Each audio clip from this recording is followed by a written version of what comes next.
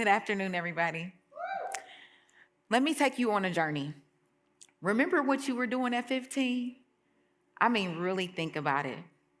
Footloose and fancy free. Now, I'm going to take you on another journey. Imagine being 15 and pregnant. A whole human being you getting ready to have to be responsible for. But God knows a plan. 415 North 20th Street, off of Atchison, Trevor Heights. That's where my journey really began. From the ages of 12 to 15, my personal story, being a youth, at odds with my mother. I didn't understand it at the time, but those footprints would lead up to big steps along the way. I knew she did the best that she could. She was a functioning alcoholic with her own heartbreak. She could only do the best she could. My dad was popped around every 2 weeks in the summer, or every other week, 2 weeks in the summer. He did the best that he could with the tools that he had to. But during those moments, I didn't know what to do. I was looking for love and validation in all the wrong places, found myself in trouble, in and out of Franklin County Juvenile, and so much more. Anything that you could think of, I was doing it. But then lo and behold, two people came together for a great creation. My now 26-year-old daughter. I found out I was pregnant at 15. In my life, I knew I wanted to do something different. I didn't know exactly what was going to happen, how it was going to happen, but I knew that I was not going to allow her to go through the things I went through. And God had a ram in the bush. And it was a family friend of mine. She was actually my aunt's best friend. I'm gonna need y'all to say, hey, auntie. Hey, auntie. So no, Angela Bassett is not my auntie. Neither is she from Wakanda, but she's from Atchison too. Her name is Angela. And I call her Aunt Angie. During that time, she was also my hairstylist. And I never forget, I was in such shame because I knew what my family and the society around me was saying.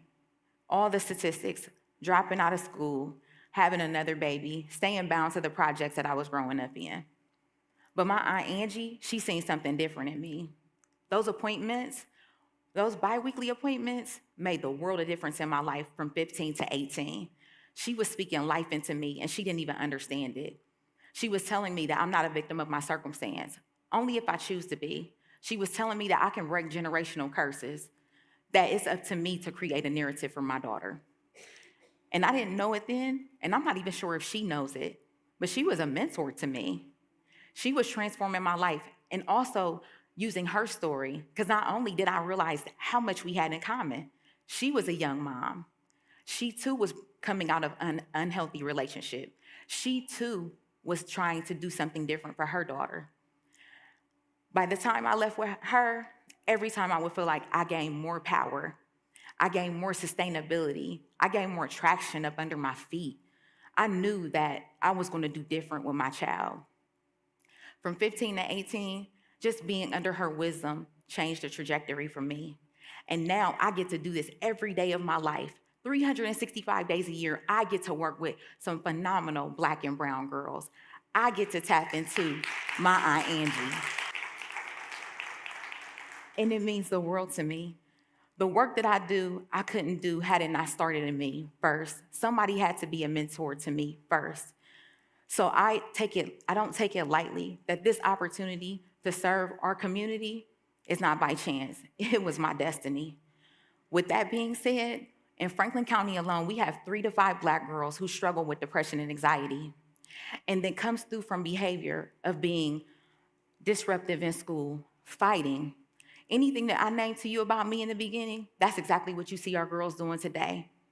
And I take pride in knowing the fact that if I can make it through, they can make it through. So I charge you to pay attention to the signs that you see in young people, especially Black and brown girls. And we also see that this happens in women of color. Sleep deprivation, irritability, frustration, suicidal thoughts, and so much more, just to name a few. So be intentional about paying attention to the details, not so much the behavior. Sometimes when you look at a young person, understand that they're going through more than probably what they have the words to explain, because that was my story. I couldn't tell you that I was unhappy. I couldn't tell you that I was broken. I couldn't tell you that I came from an abused home. But at the end of the day, I still had to stand, and I still had to function in society. When is the last time you took a look at what a young person is really going through? I also want to just give you an opportunity to tap into your Aunt Angie. What can you do for your community to make it better? What can you do for a Black and brown girl to make it better? Because for me, I live by the pillars that was installed in me. One of them being a good listener. Most of the time, we never take the time to listen to a youth because we're taught old school. We know what's best. We just need you to behave. And that's not always right. So I take a time to make sure I listen. That's what makes me so good at my work. My girls tell me all the time, Miss Jamie, I feel like I could tell you anything. And I'm glad that we have a team that does the same thing. I get a chance to operate and cultivate more Aunt Angies to come alongside of me and do the work that I do. Be a good listener. Number 2, vulnerability. When is the last time you feel like you've been vulnerable with somebody? When is the last time you let them know about your transgressions? When is the last time you let them know, I'm going to be all right and you're going to be all right? I'm here today because I made some mistakes, but my mistakes did not define me. And then not only that, lastly, bravery. Bravery is what you see right here, 10 toes down, for real. Bravery is my family telling my kids I'm sorry when I don't understand all the right ways to parent. Bravery is showing up to therapy so I know that I can continue to do the work and heal. Bravery is still having conversations with my parents and letting them know about the childhood traumas that I still suffer from. I don't need you to be accountable, but I do need you to listen. So it's one of those things that at the end of the day, tap into your bravery. Let them know, let our girls know that you are here for them and that they need to be advocated for. They deserve a space to shine and thrive. We know that when Black girls are supported, that they uplift their communities. They're enrolling in colleges at high numbers. They're also creators, innovators, and teachers. You looking at my family, this is my biggest bravery ever. That 26-year-old is now a nurse. And most people said she gonna end up like her mama. They didn't know clearly that the favor of God is always on you. Somebody is always looking out for you.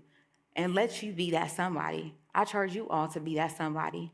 In the words of my girl, Maya Angelou, people may forget what you said, people may forget what you did, but they will never forget how you made them feel.